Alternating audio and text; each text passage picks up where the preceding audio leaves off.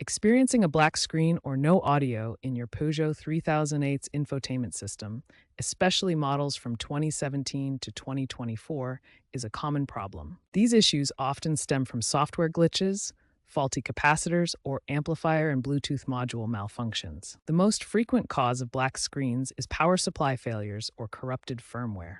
No audio is typically related to amplifier or Bluetooth issues, potentially worsened by poor grounding. Fortunately, there are steps you can take to resolve these problems.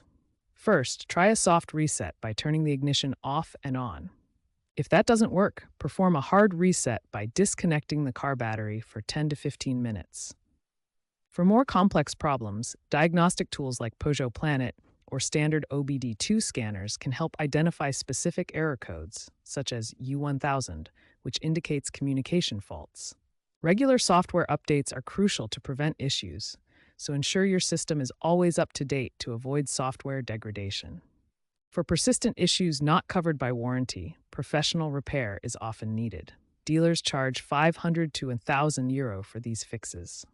Peugeot is shifting to software-centric solutions with over-the-air updates.